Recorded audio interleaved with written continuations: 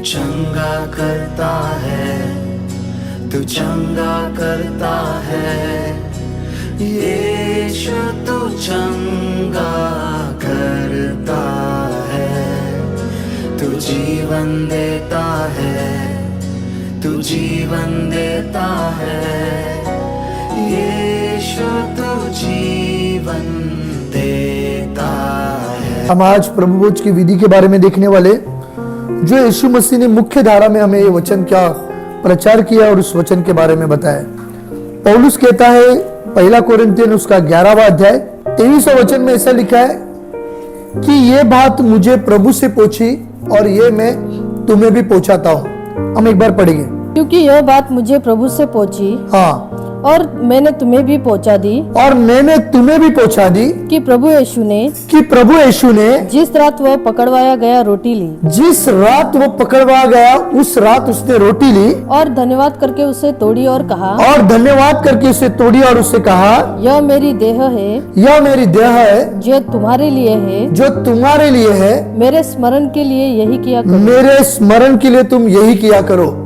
यहाँ पर पौलुस बता रहा है कि यीशु मसीह ने उसे यह प्रकाशन दिया है, और प्रकाशन क्या है कि ये मेरी देह है जो मैं तुम्हारे लिए तोड़ता हूं, और मेरे स्मरण में, मेरी याद में तुम यही किया करो।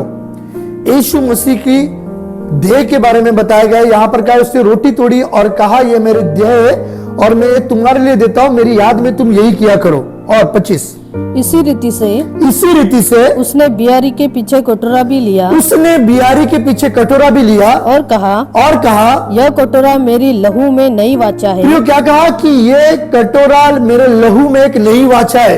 यीशु मसीह ने उसके पुत्र के लहू के द्वारा हमारे लिए एक नई वाचा बांधी, और वो कहता है कि मेरे स्मरण में, मेरी याद में तुम यही किया करो।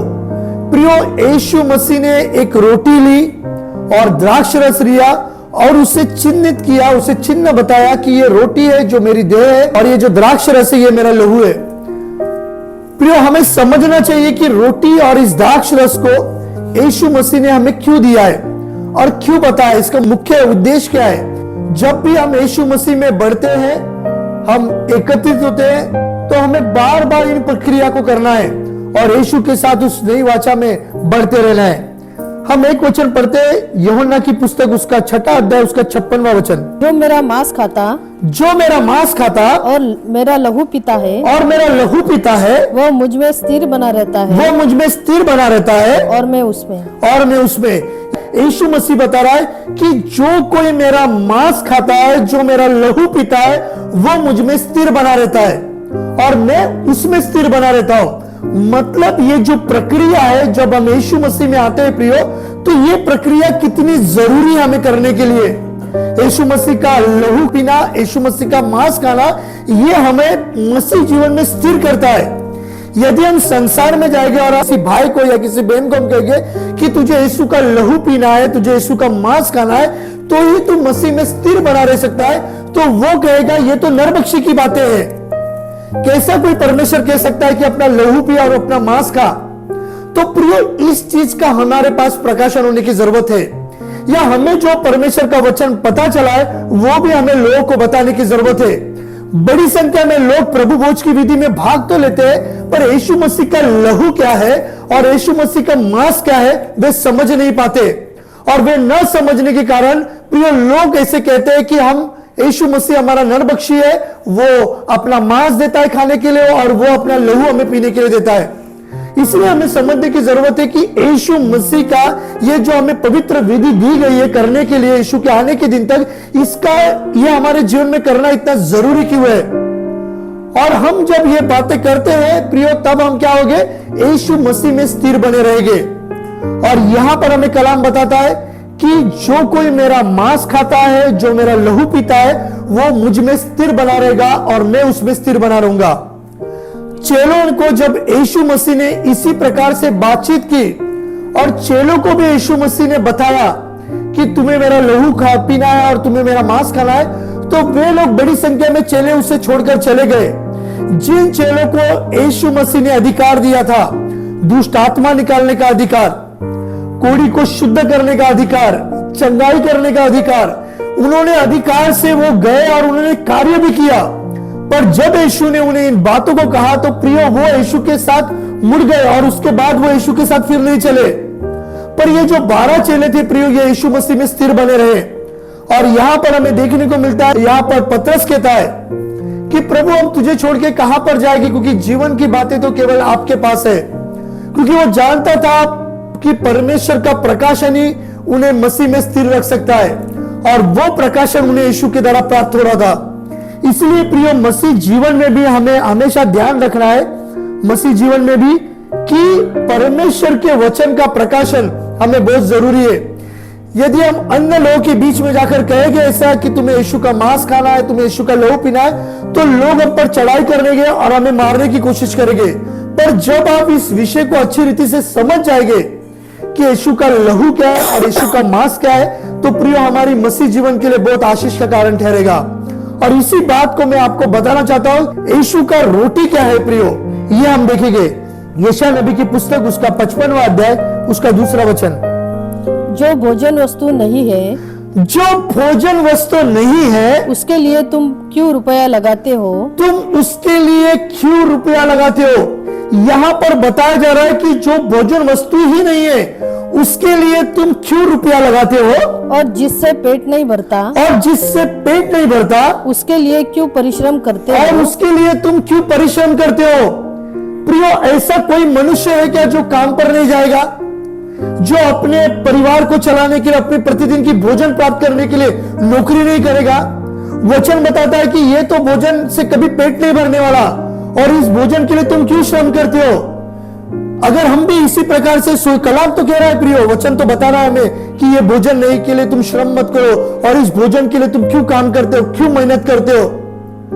प्रियो, हम कुछ भी भोजन खाते हैं तो हमें थोड़ी देर के बाद, 2 घंटे या 3 घंटे के बाद भूख लगने वाली है। पर प्रियो, ये भोजन प्रियो आध्यात्मिक भोजन के बारे में बता रहा है। ये ऐसा भोजन है प्रियो जो यीशु का देह है, उस भोजन के बारे में यहां पर प्रचार किया जा रहा है। थोड़ा सा आगे बढ़ेंगे। मेरी ओर मन लगाकर सुनो, मेरी ओर मन लगा के सुनो। क्या कहता है यहाँ पर परमेश्वर का सेवक? ये भोजन पर आप ध्यान मत देना जो भोजन ही नहीं है, जो तुम कमा रहे, जो श्रम कर रहे, इससे आपको कभी नहीं पेट भरने वाला।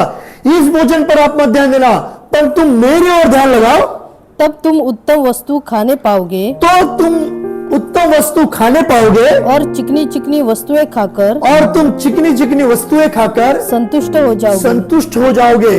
प्रियो, यहाँ पर परमेश्वर का दास कहता है कि तुम मेरी ओर ध्यान लगाओ। तुम जब मेरी ओर ध्यान लगाओगे तब तुम उत्तम उत्तम वस्तु खाओगे, और चिकनी चिकनी वस्तुओं खाकर तुम क्या हो जाओगे? तुम तृप्त हो जाओगे। प्रियो, परमेश्वर का वचन ही खाने के द्वारा हम तृप्त हो सकते हैं। यीशु मसीह का जो यहाँ पर देह बताया गया है, जो रोटी बताई गई है, जो हमारे लिए तोड़ी जा रही है, वो प्रियो परमेश्वर का वचन है। इसलिए जब भी हम मसीह के पास आते हैं, उसकी श्रम में, उसकी याद में, तुम यही किया करो। मतलब हमें प्रतिदिन परमेश्वर के भोजन को खाना है, और वो परमेश्वर का भोजन प्रियो परमेश्वर का वचन है। और यीशु ने जब अपनी सेविका की शुरुआत की, वो आरंभ किया, तब शैतान ने भी उसे कहा कि इस रोटी को, इस पत्थर को तू कहे कि रोटी हो जाए। पर यीशु ने कहा कि मनुष्य केवल रोटी से नहीं, पर परमेश्वर के मुख से हर एक वचनों से जीवित रहेगा। परमेश्वर का वचन ही प्रियो हमें जीवित रखता है। परमेश्वर के वचन में ही वो ताकत है, वो सामर्थ्य प्रियो। और वो रोटी के बारे में यीशु मसीह बता रहा है कि जब भी तुम प्रभु भोज में आओ तो इस रोटी को तोड़ो और मेरी याद में तुम यही किया करो। एक याद है वो रोटी जो देह है, यीशु मसीह का देह, और यीशु मसीह का देह प्रियो परमेश्वर का वचन है। यह हमें प्रतिदिन खाने की जरूरत है कि जिसके द्वारा हम तृप्त हो जाएंगे और यीशु मसीह के आने के दिन तक हम यीशु मसीह में बने रहेंगे।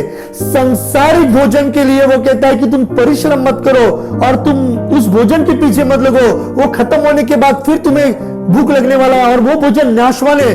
पर यहां पर कहता है परमेश्वर का सेवक, तुम मेरी बातों को ध्यान से सुनो। तुम मेरी बातों क्या करो? ध्यान से सुनो। मैं तुम्हें ऐसा भोजन दूंगा जिससे तुम तृप्त हो जाओगे।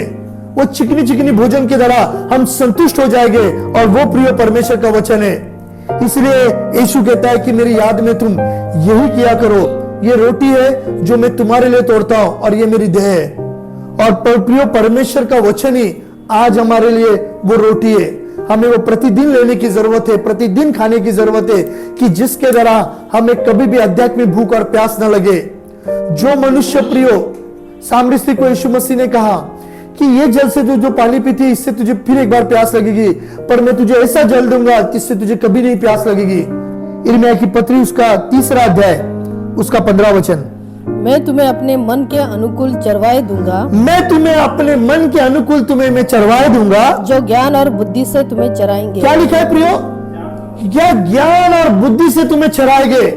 तुम्हारे मन के अनुकूल मैं तुम्हें चरवा दूंगा, जो तुम्हें ज्ञान और बुद्धि से क्या करेंगे? चरवाएंगे। चरवाएंगे मतलब खाना खिलाएंगे। वो तुम्हें हरी हरी चराइयों में चराएगा, वो सुखदाई झरने के पास लेकर जाएगा। प्रियो परमेश्वर का सेवक होता है, उसका ये व्यक्तिगत जिम्मेदारी है, उसका काम है कि अपने लोगों को उत्तम मन्ना दे। क्योंकि जो परमेश्वर के जन होते हैं, जो कलीसिया में आते हैं, वो अपने वैवाहिक जीवन में, वो अपनी नौकरियों में, अपने काम धंधों में पूरे टाइम वो व्यस्त रहते हैं। जैसा उन्हें वचनों की खोजबीन करना है, वो उन्हें खोजबीन करने को नहीं मिलता। तो ये पासवान की व्यक्तिगत जिम्मेदारी होती है अपने मंडली के लोगों को, वे अपने कलीसिया को ऐसा भोजन दे, वो जो चिकना चिकना भोजन हो, वो खाने के द्वारा उसके लोग, उसके प्रजा के लोग तृप्त हो जाए और वो बलवान हो जाए। और यही यहां पर बताया जा रहा है कि मैं तुम्हें मन के अनुसार एक ऐसा चरवा दूंगा जो तुम्हें हरी हरी चराइयों में चराएगा। हालेलुया। ये चरवाह की व्यक्तिगत जिम्मेदारी है, उस रोटी को अपने लोगों को प्रतिदिन देना। और इसी रोटी के बारे में यीशु मसीह यहां पर बता रहा है कि ये मेरी देह है, जो इस रोटी के भाग में मैं तुम्हें दे रहा हूं। मेरी याद में तुम यही किया करना। प्रिय, प्रत्येक दिन हमें परमेश्वर की भोज में भाग लेना है। प्रत्येक दिन हमें परमेश्वर की रोटी को खाना है, और वो रोटी प्रिय परमेश्वर का वचन है। हम देखते हैं यूहन्ना की पत्री उसका 6 का 51 हम पढ़ेंगे। जीवन की रोटी जो स्वर्ग से उतरी, जीवन की रोटी जो स्वर्ग से उतरी मैं हूँ, वो मैं हूँ। यदि कोई इस रोटी में से खाए, और यदि कोई इस रोटी में से खाए तो सर्वदा जीवित रहेगा। क्या लिखा है प्रियो? यदि कोई इस रोटी में से खाए तो वो सर्वदा जीवित रहेगा। सर्वदा जीवित रहने का अभिवचन यहाँ पर यीशु मसीह दे रहा है। ये शरीर का सर्वदा जीवन नहीं है, ये आत्मा का सर्वदा का जीवन है। यीशु मसीह यहाँ पर अपनी आत्मिक बातों के बारे में बता रहा है, हमारे प्राण के बारे में बात कर रहा है, हमारी आत्मा के बारे में बात कर रहा है कि जो कोई जीवन की रोटी को खाएगा वो क्या रहेगा? वो सर्वकाल जीवित रहेगा। आगे, और जो रोटी में जगत के जीवन के लिए दूंगा, और जो रोटी में जगत के जीवन के लिए दूंगा, वो मेरा मांस है। वो मेरा मांस है। हालेलुया। यीशु मसीह की देह प्रियो, यीशु मसीह की देह वो हमारे लिए मांस है प्रियो। और उस रोटी को हमें खाने के लिए यीशु मसीह यहाँ पर बता रहा है। जब भी हम प्रभु भोज की विधि में भाग लेते, वो रोटी जब तोड़ी जाती है प्रियो, और यीशु कहता है कि ये रोटी मेरा देह है, और ये देह प्रियो परमेश्वर का वचन है। यूहन्ना 1:1 में लिखा है कि आदि में वचन था, वचन ही परमेश्वर के साथ था, और वचन ही देहधारी हुआ है। ये वचन ही प्रियो परमेश्वर का देह है, ये वचन ही परमेश्वर की रोटी है प्रियो, और ये हमें प्रतिदिन खाना है। हालेलुया। तो इसके द्वारा हमें पता चलता है कि यीशु मसीह ने ऐसी हमें एक धार्मिक विधि दी है कि मेरी याद में तुम यही किया करो। तो ये याद प्रियो प्रतिदिन की होनी चाहिए, ये एक दिन की याद नहीं है। हमारी कलीसिया की व्यवस्था है कि 2 महीने में एक बार ली जाए प्रभु भोज, पर अनेक चर्चों में प्रतिदिन लेते हैं या घर में लेते हैं। जब भी आप एकत्रित होते घर में ले सकते हैं प्रियो। और इसके लिए प्रियो किसी भी प्रकार की अलग ऐसी थियोलॉजी की जरूरत नहीं है। आप ऐसा कौन मनुष्य है जो परमेश्वर का प्रतिदिन नहीं याद करता? जिसने विश्वासी जन्म पाया है, जो विश्वासी हो चुका है, क्या जिसने नए जन्म का अनुभव लिया है, उसे प्रतिदिन इस प्रक्रिया को करना है। और यहां पर वचन कहता है कि तुम मेरी याद में यही किया करो। हालेलुया। जो यीशु मसीह की रोटी है, जो यीशु मसीह की देह है। जिसके कान हो वो सुन ले, जिससे कान हो वो सुन ले कि आत्मा कलीसिया उससे क्या कहता कि है। आत्मा कलीसिया से क्या कहता है। जो जय पाए, जो जय पाए उसको मैं गुप्त मन्ना में से दूंगा। क्या लिखा है कि जो जय पाए उसको मैं क्या करूंगा? गुप्त मन्ना में से दूंगा। और उसे एक श्वेत पत्थर भी दूंगा। और उसे मैं एक श्वेत पत्थर भी दूंगा। और उस पत्थर पर एक नाम लिखा हुआ होगा। और उस पत्थर पर एक नाम लिखा होगा, जिसे उसके पाने वाले के सिवाय, जिसे उसे पाने वाले के सिवाय और कोई न जानेगा। और कोई ना जानेगा।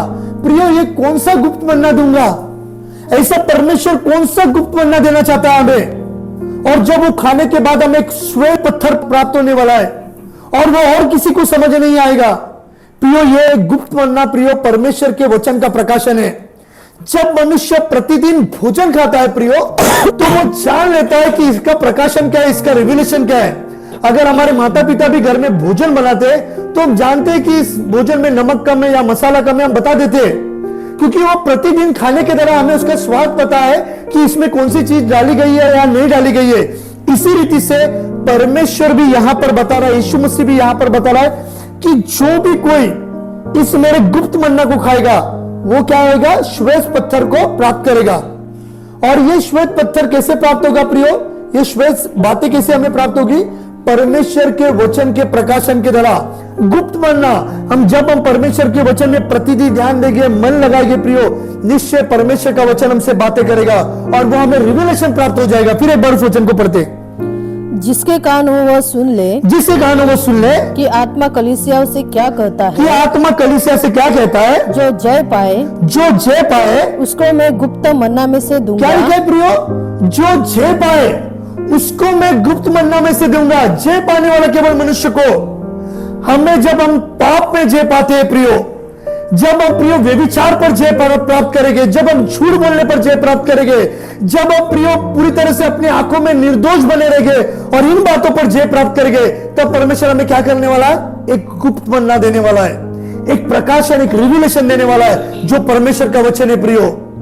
जब हम अपने शरीर के ऊपर, अपने प्राण के ऊपर जब हम जय पाने का सीख लेते प्रियो, परमेश्वर का वचन का प्रकाशन, रिविलेशन हमें प्राप्त होता है। आगे, और उसे एक श्वेत पत्थर भी दूंगा, और मैं उसे एक श्वेत पत्थर भी दूंगा, और उस पत्थर पर एक नाम लिखा हुआ होगा, और उस पत्थर पर एक नाम लिखा होगा, जिसे उसके पाने वाले के सिवाय, जिसे उसके पाने वाले के सिवाय और कोई न जानेगा, और कोई न जानेगा। हालेलुया। रिविलेशन प्रियो प्राप्त होगा। जिसने पाप के ऊपर जय पाया है वो निश्चय एक गुप्त मन्ना को प्राप्त करने वाला है, और वो प्रियो परमेश्वर का प्रकाशन है। हालेलुया। मेरा विश्वास है कि आपको ये कॉन्सेप्ट समझ में आया। यीशु मसीह का जो देह है वो परमेश्वर का वचन है। जो कोई उसे खाता है वो यीशु मसीह की स्मरण में, उसकी याद में ये करता है। इसलिए प्रियो, हमेशा हमें यीशु मसीह के देह के बारे में, जब भी हम रोटी तोड़ते हैं तो उसकी देह को हम याद करते हैं, और परमेश्वर का देह आज हमारे लिए यीशु मसीह का वचन है, और उसकी याद में हमें प्रतिदिन प्रभु भोज की विधि में भाग लेने की जरूरत है। अब प्रियो, हम यीशु के लहू के बारे में देखते हैं। यूहन्ना की पत्री 19वां अध्याय उसका 34वां वचन। परंतु सैनिकों में से एक ने बर्छे से उसका पंजर भेदा, बर्छे से उसका पंजर भेजा, और उसमें से तुरंत लहू और पानी निकला, प्रियो, ये बात पवित्र शास्त्र में घटना दी गई थी कि ऐसा होने वाला है, और उसी वचन के हिसाब से हो गया है। पर हमें देखने को मिलता है कि जब उस सूबेदार ने, जब उस वहां के सेना ने यीशु मसीह के पंजर में भाला मारा है, तो वचन कहता है कि लहू आया है और उसके बाद पानी आया है। ऐसा नहीं लिखा है कि पहला पानी आया और बाद में लिखा है लहू आया। पहला क्या लिखा है? लहू आया, और बाद में लिखा है पानी आया। यीशु मसीह ने अपने शरीर का एक एक बूंद और कतरा मानव जाति के लिए दे दिया, क्योंकि प्रियो, यीशु के लहू के द्वारा हमें छुटकारा थी, हमारी पापों की क्षमा थी, और यीशु के लहू के द्वारा प्रियो हमें एक स्वर्ग स्थान में प्रवेश प्राप्त होने वाला था। इसलिए यहां पर लिखा गया है, पंजर में भाला भोगा गया तो लहू आया और पानी आया। पानी यह बताता है कि यीशु के शरीर में एक बूंद भी अब लहू नहीं बचा है।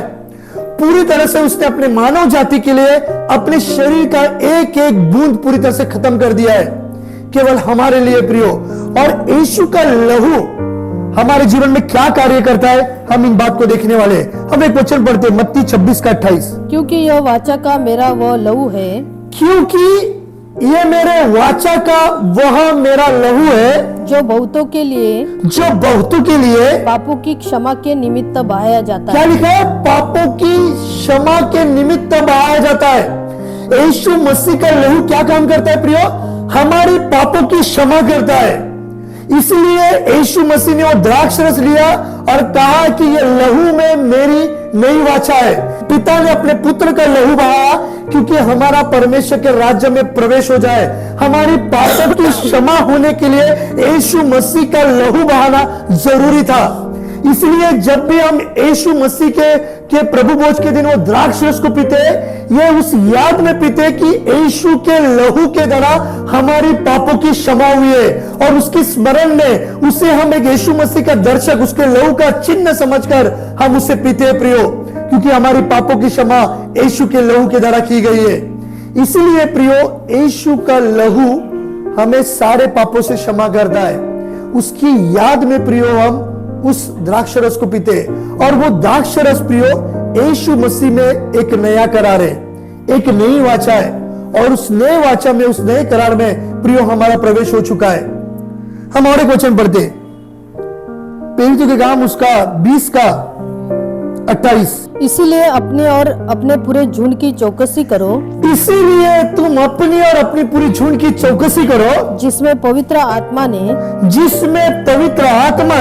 तुम्हें अध्यक्ष ठहराया है। तुम्हें अध्यक्ष ठहराया, इसलिए तुम झुंड की और अपनी चौकसी करो, क्योंकि पवित्र आत्मा के द्वारा तुम अध्यक्ष ठहराए गए हो कि तुम परमेश्वर की कलीसिया की रखवाली करो। क्योंकि तुम परमेश्वर की कलीसिया की रखवाली करो, जिसे उसने अपने लहू से मोल लिया है। क्या लिखा है? जिसे उसने अपने लहू से मोल लिया है। अध्यक्षता पद कौन देता है? परमेश्वर का पवित्र आत्मा। और पवित्र आत्मा जब पद देता है तो सुरक्षा कौन करता है? यीशु मसीह का लहू। मंडली की सुरक्षा कैसे होती है? फिर एक बार पढ़। इसीलिए अपने और अपने पूरी झुंड की चौकसी करो, हाँ, जिसमें पवित्र आत्मा ने तुम्हें अध्यक्ष ठहराया है कि तुम परमेश्वर की कलीसिया की रखवाली करो, हाँ, जिसे उसने अपने लहू से मोल लिया है। क्या लिखा है? अपने लहू से मोल लिया है। कलीसिया किसके द्वारा मोली गई है? यीशु मसीह के लहू के द्वारा। किसी व्यक्तिगत मनुष्य के द्वारा नहीं, किसी अधिकारी के द्वारा नहीं, परमेश्वर के लहू के द्वारा कलीसिया मोल ली गई है। इसलिए ये नई वाचा का करार है जो यीशु ने हमारे लिए अपना खून बहाया, क्योंकि हम इस नई वाचा के करार में प्रवेश करें। और यीशु मसीह के लहू के द्वारा प्रियो कलीसिया का, मंडली का उद्धार होता है। हालेलुया। किसी व्यक्ति के द्वारा उद्धार नहीं होता, पूरे मंडली का उद्धार, पूरे कलीसिया का उद्धार यीशु मसीह का लहू के द्वारा हुआ है। हम देखते हैं रोमियो की पुस्तक उसका 5वां अध्याय उसका 9वां वचन। अतः जबकि हम अब उसके लहू के कारण धर्मी ठहरे, हम उसके लहू के द्वारा धर्मी ठहरे, तो उसके द्वारा परमेश्वर के क्रोध से क्यों न बचेंगे? परमेश्वर के क्रोध से क्यों न बचेंगे? यीशु मसीह का लहू ने प्रिय हमें धर्मी ठहराया है। इसलिए यहाँ पर पौलुस कहता है कि उसके क्रूस से, उसके यीशु मसीह के क्रोध से क्यों ना हम बचेंगे? यीशु मसीह के क्रोध से हम कैसे बच सकते हैं? उसके लहू के द्वारा। और केवल ऐसे ही बचाव नहीं हुआ है, उसने हमें क्या दिया? धार्मिकता दी, उसकी धार्मिकता दी। यीशु मसीह के लहू के द्वारा प्रियो हमें उसकी धार्मिकता भी प्राप्त हो गई है। आज हमारी धार्मिकता की बातों को देखेंगे तो एक फटी चंदी के समान है। परमेश्वर का वचन कहता है कि कोई धर्मी नहीं, सबने पाप किया है, पर केवल यीशु के लहू के द्वारा हम धर्मी ठहराए गए। अगर हमारे पापों को हम याद करेंगे, हमारी पुरानी बातों को याद करेंगे, हमारे पुराने स्वभाव को याद करेंगे, तो प्रियो हमारे लिए अत्यंत भयानक बात थी। हम परमेश्वर के राज्य में प्रवेश ही नहीं कर सकते थे, पर केवल यीशु के लहू के द्वारा हमें वो धार्मिकता प्राप्त हो गई, और यीशु का क्रोध हम पर नहीं आया, केवल उसके लहू के द्वारा। हालेलुया। यीशु के उस क्रूस के द्वारा हम बचा लिए गए प्रियो, यीशु के लहू के द्वारा हम बचा लिए गए, और वो यीशु ने हमारे लिए प्रियो बहाया है।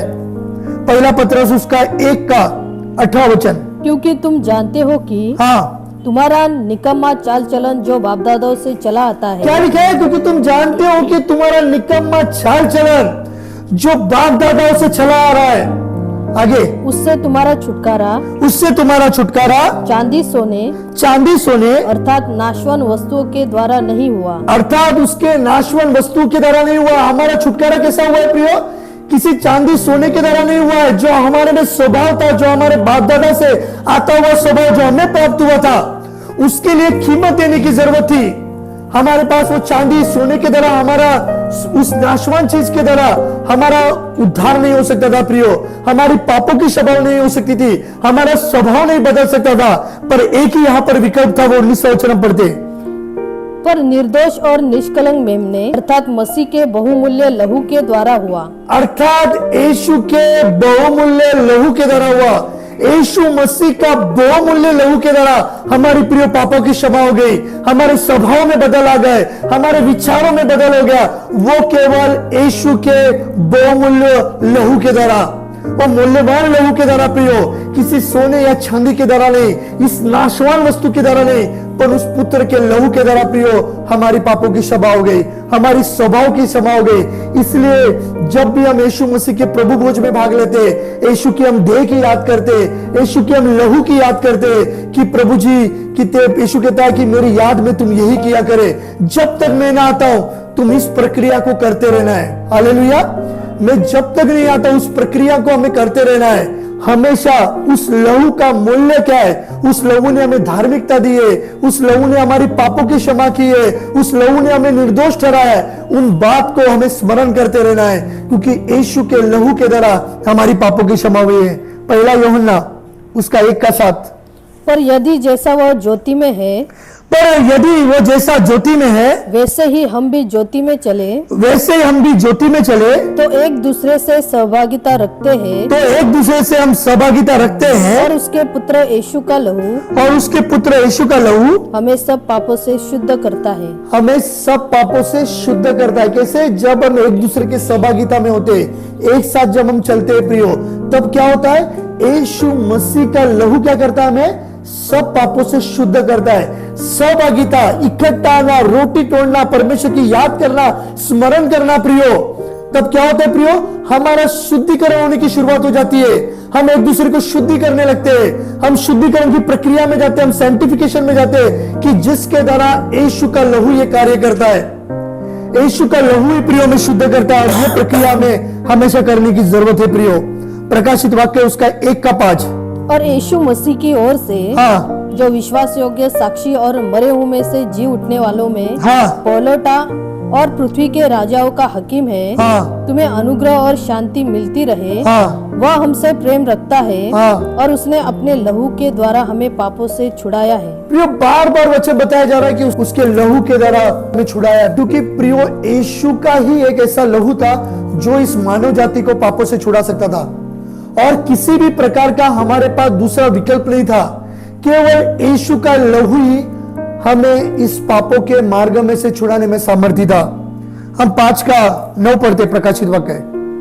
वे यह नया गीत गाने लगे, तू इस पुस्तक के लेने और इसकी मुहरें खोलने के योग्य है, क्योंकि तूने वध होकर अपने लहू से हर एक कुल और भाषा और लोग और जाति में से परमेश्वर के लिए लोगों को मोल लिया है। क्या किया है प्रिय? यीशु के लहू ने हर एक जाति के लोगों को, हर एक कुल के लोगों को परमेश्वर ने क्या किया? मोल लिया है। तुम यीशु के लहू के द्वारा हम मोल लिए गए हुए लोग हैं प्रियो। यीशु के बलिदान के द्वारा, उसके क्रूस के द्वारा, उसके लहू के द्वारा हम मोल लिए लोग हैं। किसने तो भी हमारे लिए कीमत दी है, और इसलिए यीशु मसीह कहता है कि ये नई वाचा का करार है। हम एक नई वाचा में प्रवेश किए। अब हमें किसी बकरे या किसी मनुष्य का या किसी का लहू देने की जरूरत नहीं, और अभी हमें ये प्रक्रिया बार बार करने की जरूरत नहीं। किसी तो भी मनुष्य को लहू पर चढ़ाने के लिए क्रूस पर चढ़ाया जाए और उसका लहू दिया जाए, अभी बस हो गया। 2000 साल पहले यीशु मसीह ने इस कालवरी क्रूस पर अपना लहू बहा दिया। अब मेरे आने वाली पीढ़ी, मेरी पीढ़ी, मेरी जो पूर्व काल की पीढ़ी मर चुकी है, उन सारी पीढ़ियों के लिए यीशु मसीह का लहू काफी है प्रियो। अब कुछ नया लहू बढ़ाने का जरूरत नहीं। आने वाले मेरी जितनी पीढ़ियां हैं उनके लिए मेरा लहू यीशु का काफी है। जो मेरी कितनी पीढ़ियां यीशु मसीह में मर गए उनके लिए भी यीशु मसीह का लहू काफी है। तो अब प्रियो, और किसी का लहू की हमें जरूरत नहीं। यीशु के लहू के द्वारा सारे कुल के लोगों के, सारे भाषा अलग अलग बोलने वाले लोगों के, सब लोगों की पापों की क्षमा हो गई है। 7वां अध्याय प्रकाशित वाक्य 14 वचन। मैंने उससे कहा, हे स्वामी, तू ही जानता है। उसने मुझसे कहा, ये वे हैं जो उस महाक्लेश में से निकलकर आए हैं। उन्होंने अपने अपने वस्त्र मेमने के लहू में धोकर श्वेत किए हैं। उन्होंने अपने अपने वस्त्र मेमने के लहू में धोकर श्वेत किए। प्रियो, यीशु के पास सरेंडर करने के द्वारा, पश्चाताप करने के द्वारा, उसके लहू को ऊंचा करने के द्वारा प्रियो हम क्या किए जाते? हम शुद्ध किए जाते। और ये महाक्लेश में, हमारी हर एक विपत्तियों में यही एक आश्वासन है कि यीशु का लहू हमें सारे पापों में से छुड़ाने में सामर्थ्य है। इसलिए प्रिय, अपने आप को यीशु के लहू के सामने झुक देना है। यीशु के लहू के पास आना है। प्रभु तेरा लहू हमें ताकत देता है, तेरा लहू हमें सामर्थ्य देता है, तेरा लहू हमें धार्मिक बनाता है, तेरा लहू हमें धार्मिकता के वस्त्र देता है, तेरा लहू हमारी पापों की क्षमा करता है और तेरा लहू आने वाले हर एक महाक्लेश में से उसमें से भी हमें छुड़ाता है। हालेलुया। एक आखिर का वचन 12-11, मेमने के लहू के कारण, वे मेमने के लहू के कारण और अपनी गवाही के वचन के कारण, अपनी गवाही के वचन के कारण उस पर जयवंत हुए, और उन्होंने अपने प्राणों को प्रिय न जाना, यहाँ तक कि मृत्यु भी सह ली। हालेलुया। प्रियो, यीशु मसीह का लहू के द्वारा हमारा छुटकारा हुआ है। यीशु की देह के द्वारा हम उसे प्रतिदिन याद करते हैं और उस द्राक्षरस के द्वारा हमारे एक नई वाचा का करार होता है। मेरा विश्वास है यदि आपको कोई बताए आज के बाद कि यीशु मसीह का लहू क्या काम करता है, यीशु मसीह का देह क्या काम करता है, तो आप आसान रीति से बोल देंगे। बड़ी संख्या में लोगों को पता नहीं है कि इस प्रभु भोज की विधि में रोटी क्या काम कर रहा है और यीशु मसीह का वो द्राक्षरस क्या काम कर रहा है। जब हम लोगों को सिखाएंगे, बताएंगे, तो मेरा विश्वास है कि परमेश्वर के राज्य के लिए प्रभु और हमें इस्तेमाल करेगा।